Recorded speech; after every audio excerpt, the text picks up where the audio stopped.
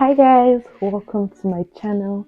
If you're new here, hey, hi, I'm Adesua. Please make sure to be a part of this family by clicking on that subscribe button.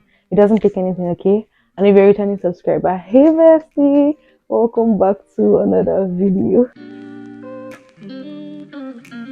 Today's video is going to be like a very quick one. So I'm going to be reading my statement of purpose that got me my visa in 15 days. Of course, it wasn't just the statement of purpose.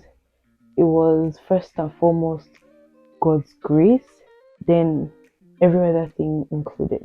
But the statement of purpose was a convincing factor, and I would like to put in that I am not an immigration consultant, neither am I an agent.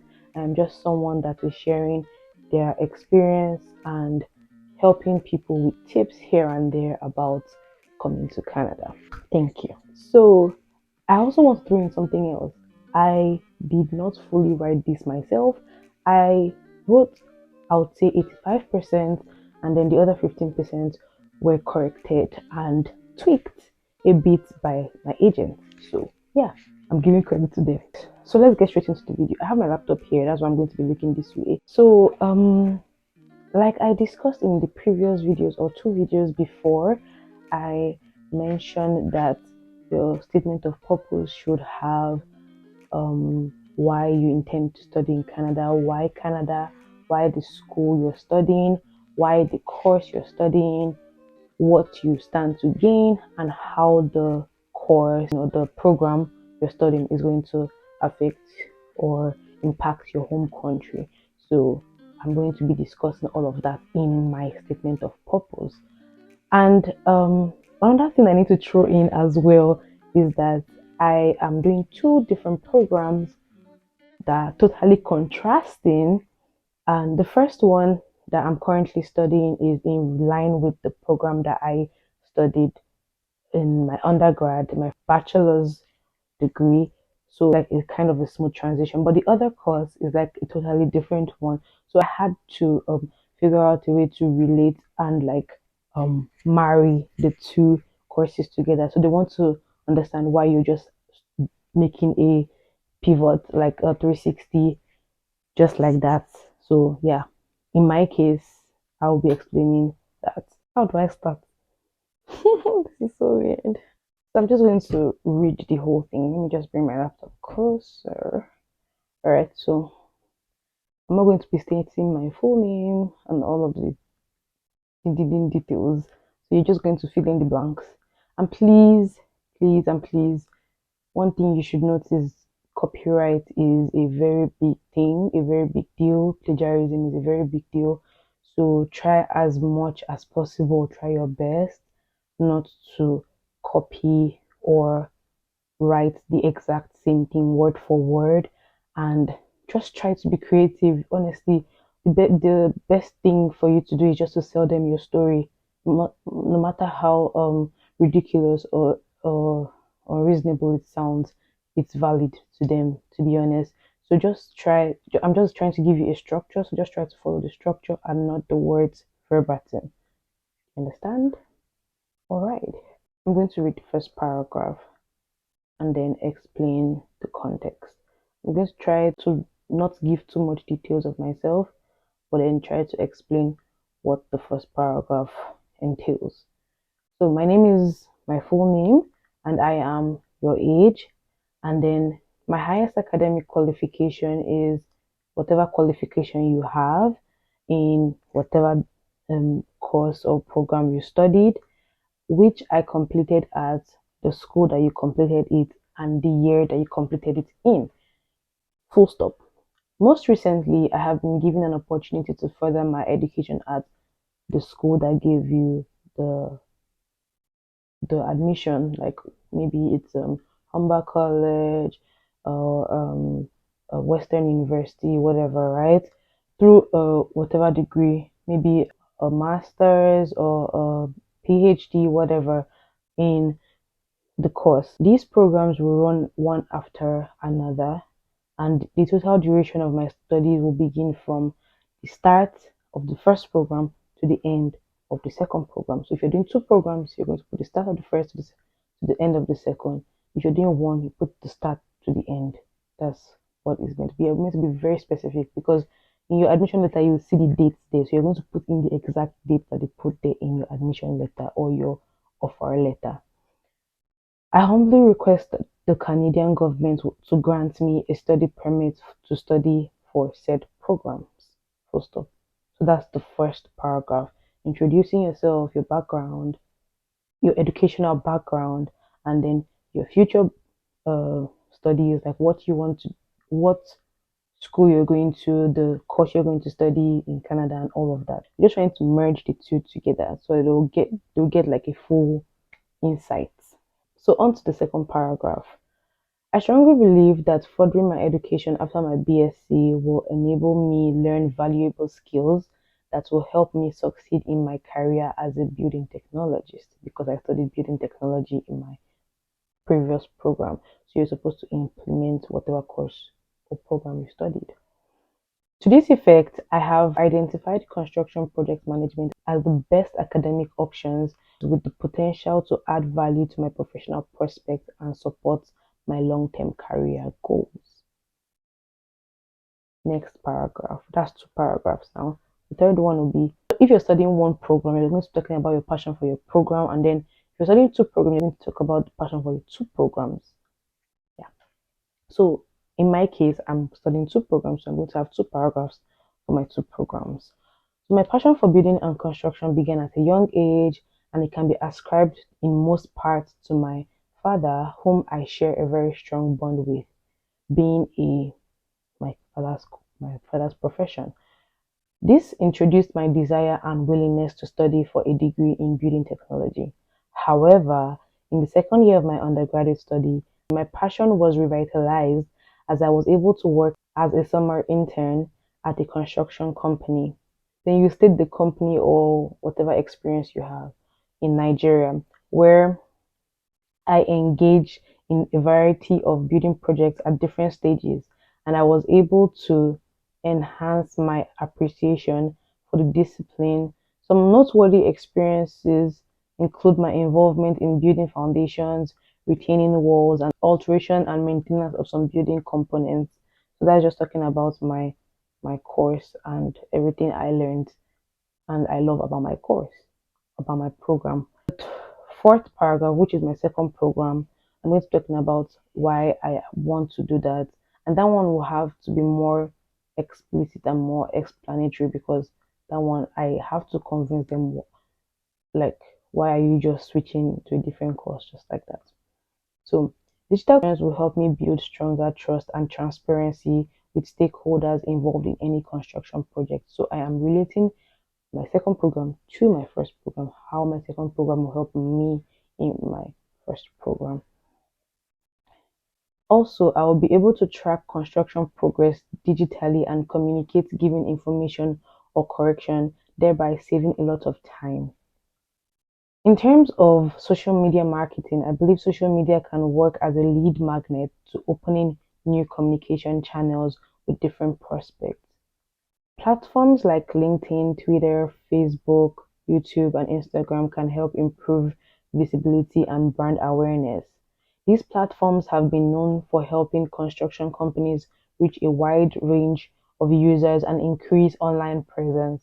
So I firmly believe that digital can benefit me in the construction industry in terms of marketing and interpersonal relationships, with which will ultimately result in making our built environment safer and more effective, thus guaranteeing a better outcome at every stage of a construction project life cycle. That's my fourth paragraph. Then we're going to the fifth paragraph, which is more about yourself or more about what inspires you, that kind of thing. And we're going to talking about your family as well. So my father, your father's name, who is like you don't have to do it the same way, but I'm just explaining. My father, then I put my father's name, who is I put his profession and a other profession, and my mother, put my mother's name, who is I put her profession, have in various ways provided the platform for shaping my life as an individual in terms of values, virtues, and discipline. I live with both my father and my mother, and they have been my sole sponsor and greatest motivation my entire life, and up until this moment. I am the first child of my parents, and I have a sister, and I put my sister's name, and a brother, I put my brother's name, and you have to put the names as it is in their passports so that you don't get any confusion. So my whole family lives in Nigeria, where my siblings and I were born and raised. So you're trying to tell them that you have family ties. My parents also work there. I completed my secondary school I put my secondary school, where I majored in science and technology. I pursued my aim of becoming a building technology professional by enrolling at my Covenant University at after finishing my secondary school. That's fifth paragraph done. So the sixth paragraph is: despite not graduating with a stellar academic grade, not starting as a top student, because I did not like I'm just expressing my love for the course, even though I did not graduate top of my class. Do you understand? Yeah. So that's the grammar that is there. I was happy that I decided to follow my dreams and ambitions, appreciating the hurdles that came with it. During my days as an undergraduate, I learned the keys to success apart from hard work and devotion were having a positive mentality, cultivating integrity, leadership, capacity building, responsibility, and diligence. You know, Covenant University, you know the seven core values. Yeah, I put it there. Yeah. So that's the sixth paragraph done. The seventh paragraph. After doing some research on other educational systems across the world, I discovered that Canadian Omo, let me tell you guys the truth. The seventh paragraph and the eighth paragraph is talking like I broadly explained like I just put grammars together.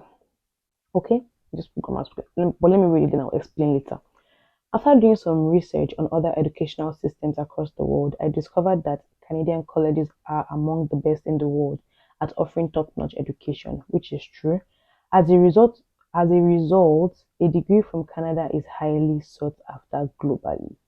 Okay, yeah, nice.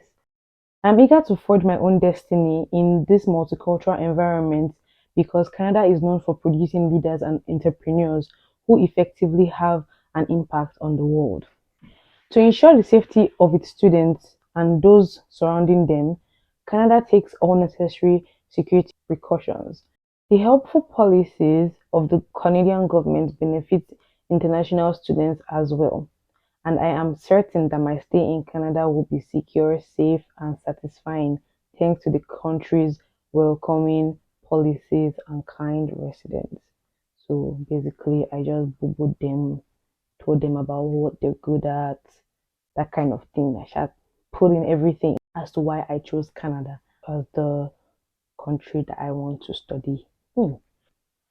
The seventh or the eighth paragraph is: I aim to create a unique place for myself in the Nigerian digital and construction industries. I'm merging the two industries together, and I believe obtaining a degree in Canada will help me achieve that. I'm confident I will secure a job at a reputable company in Nigeria upon completion of my studies. So you're telling them that you're going to go back to your country after you finish your school. Don't stay in their country, okay? Yeah. Because I have a degree that is valued by Nigerian businesses and employers.